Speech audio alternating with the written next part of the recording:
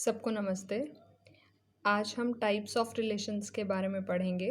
Relation क्या होता है ये हम पहले एक वीडियो में सीख चुके हैं, उसकी लिंक मैं डिस्क्रिप्शन में दे दूँगी। आज जो हम रिलेशंस पढ़ेंगे वो एक सेट ए से ए पे ही होते हैं।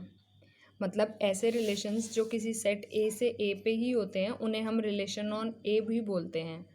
तो हम आज कुछ ऐसे ही रिलेशंस पढ़ेंगे जो रिलेशन ऑन ए ही होगा, माने एक सेट से उसी सेट पे ही रिलेशन होगा।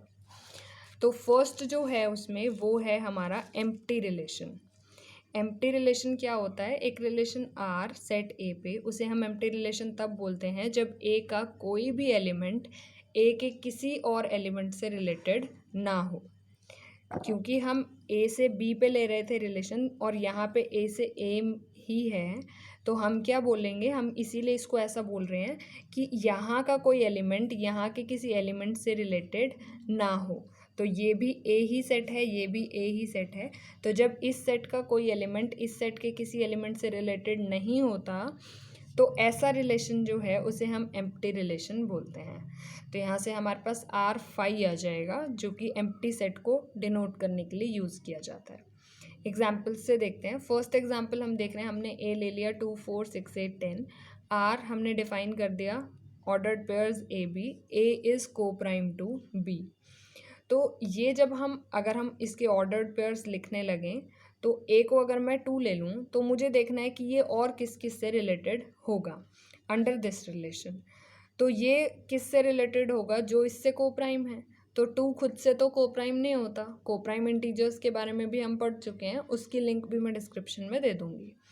2 4 से भी को प्राइम नहीं है, 6 के साथ भी नहीं है, 8 के साथ भी नहीं है और 10 के साथ भी नहीं है।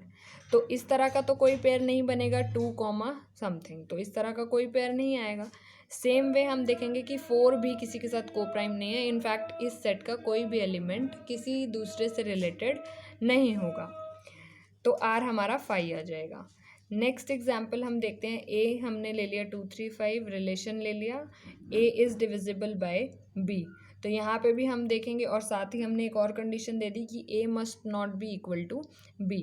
तो हमें ए और बी को अलग अलग लेना है, मतलब मुझे 2 की रिलेटिविटी 2 के साथ चेक नहीं करनी।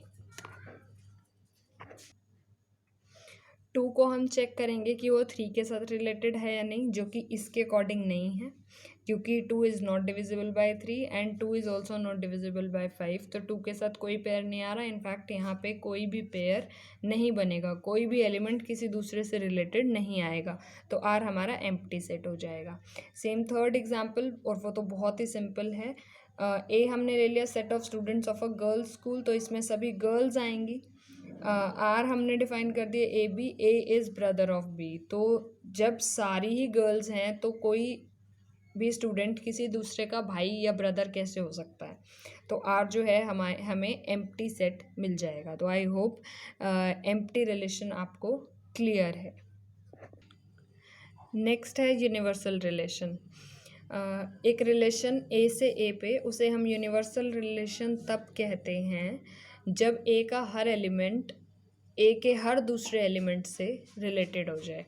मतलब ए का कोई भी एलिमेंट मैं उठाऊं तो वो ए के बाकी सभी एलिमेंट से रिलेटेड हो जाए। जैसे यहाँ पे हमने ये ए लिया, ये भी ए है, तो ये एलिमेंट सभी से रिलेटेड हो, तो ऐसे रिलेशन को हम बोलेंगे यूनिवर्सल रिलेशन।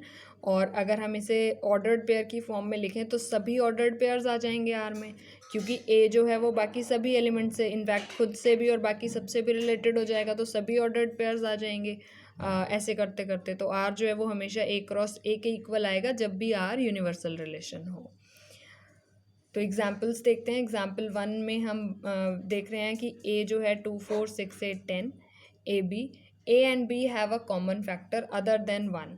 तो यहाँ पे जब भी आप दो एलिमेंट्स उठाएंगे तो उन दोनों एलिमेंट्स का 2 तो कॉमन फैक्टर आएगा ही आएगा, और किसी किसी केस में कोई और भी मिल सकता है। जैसे अगर मैं 2 और 6 उठाती हूँ तो कॉमन फैक्टर 2 आ रहा है 1 के अलावा, और मैं 4 और 8 उठाती हूँ तो कॉमन फैक्टर 4 भी है, 2 भी है, 1 के अलावा 2 फैक्टर मुझे और मिल रहे हैं, तो हमें तो एक ही चाहिए, ए और बी का कोई भी एक कॉमन फैक्टर होना चाहिए 1 के अलावा, तो ऐसा पेयर आर में आ जाएगा।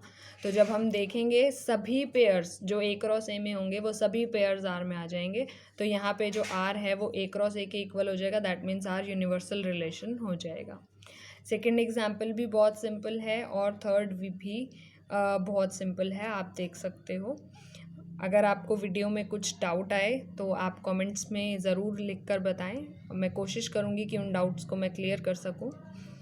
और बाकी जो टाइप्स हैं वो हम एक पार्ट 2 वीडियो करेंगे इसकी, उसमें हम डिस्कस करेंगे रिलेशन।